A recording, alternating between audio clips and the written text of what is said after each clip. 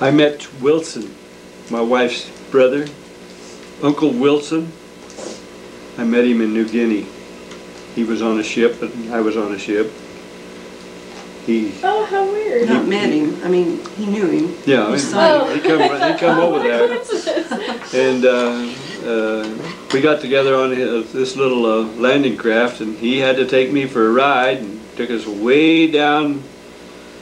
This is before you were married? By some beach, and he was showing me all about how he could raise the gate up on that. It's where they put people in, you know, they drop the gate out, and telling me all about it. All of a sudden, we got couple of boats come running at us, and we get out of here. That's enemy land right there. That's still enemy land where he had got too close to. I can't remember exactly what it's all about, but boy, did we get out of there. Then he went on with we invaded Leyte in the Philippines, and it took a year to tie the Philippines up, and then there was a lot of guys with us. Phil Hewish, I didn't know he was there, but he was right there with us. A lot of them. Phil was one of the first ones that went in because they called up the Bushmasters, which was the reserve, non-army reserve. Army? What do you call it? The National Guard. National Guard. Of Arizona. And he was a member. And so he was one of the first ones. They went in before they ever started the draft. I come back to Seattle and got discharged. And so I was lucky. Everybody in my division off the ship got discharged except me and another guy, and his name was started with a D, and mine was started with a D. So they handed out everybody's and says, these two guys step out here and you guys will have to go back and take a TB test. One of you has TB. One of you's got TB. Which one? Because the records are mixed up. That's tuberculosis. So that was layover another night, up there in Seattle. I was ready to come home.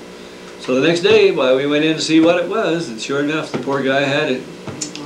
So then they had me my discharge, and I went and got a Greyhound in Seattle and come down the coast, and I got real close to Los Angeles there, and we knew the time that the bus left Los Angeles for Phoenix. So I told the bus driver, I always rode up front. I like to sit up there where I can see. And so I told the bus driver, I was trying to get that bus at 12:05 or something it was at midnight for Phoenix. And just as we got a block from the depot, that bus pulled out.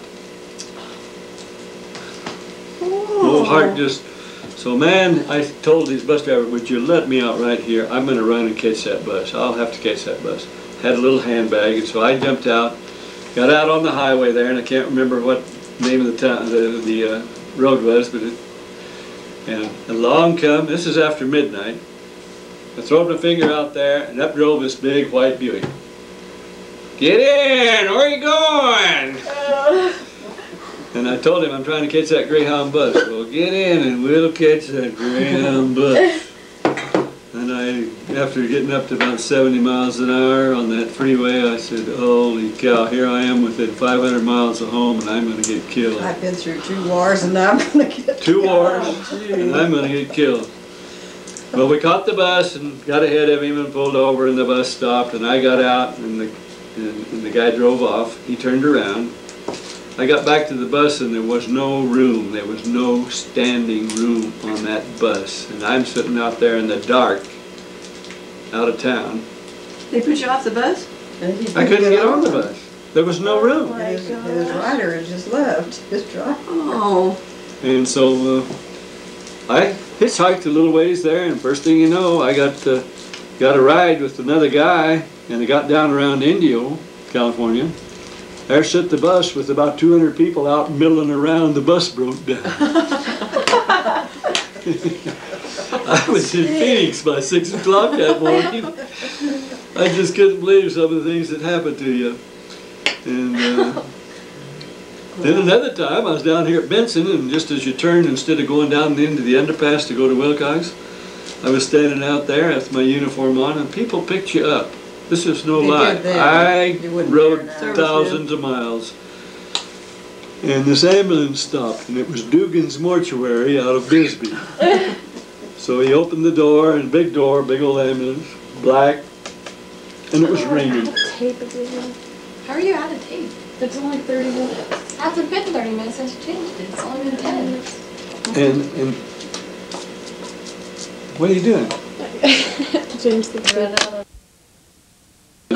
So good. Raining, and the lightning was quite strong. And I looked back there, and there's a guy laying there. They had him covered up with a blue sheet, as I remember. It was a blue.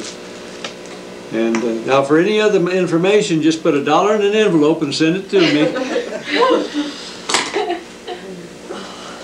But I didn't mind World War II. But when you got family, you got kids at home, 2 kids, and a wife. But he'd hitchhike home on a weekend from I could make better time from from Long Beach. Long Beach to Douglas than riding the bus. Spend the weekend, and then on a Sunday afternoon, me and the kids would take him down to the underpass and drop him out and wait to see if he'd get a ride. And many times it takes about 10 hours. Many times in the morning, my ship would be all out on the deck by groups, you know, whatever you happen to belong to. And I'd be running like wildfire trying to get there by 8 o'clock. I have no idea how far Everybody's cheering me and hollering, "Come on, Disney, come on!" They knew where I'd been, see. Oh, that's But I hitchhiked one night. Mom and Golden let me off there at Casa Grande, and I took the road to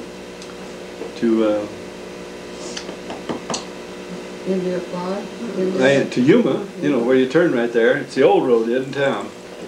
And a guy come by in a big truck pulling 2 flat trailers, like you haul hay on, picked me up and let me out the next afternoon in San Francisco. Oh my goodness. Must have hauled like you. But you know that you could get a ride. You could hitchhike all over this country. But things really changed, and they didn't dare thumb a ride, and you didn't dare pick up anybody. You know, it worked both ways. It was just real dangerous on both sides of it. And then, later after. because I had a uniform, a guy picked me up in El Centro, and I got out in San Antonio, Texas. Yeah, during the war. Down there, ground. He took me right to my mom's house. But years later, no. You can't, and you wouldn't dare. You wouldn't dare today. Well, that's how Dad's cousin got killed, huh? By a He took a hitchhiker. hitchhiker and took him in for several days into his house. No, they were in a hotel, weren't they? His house. It's the house that Hilda and Larry have now that they live in. It was this In bad guy's Tempe. house? No, it was their son's house. It was their Oh. house and their son was living in it. Yeah, you can't trust them.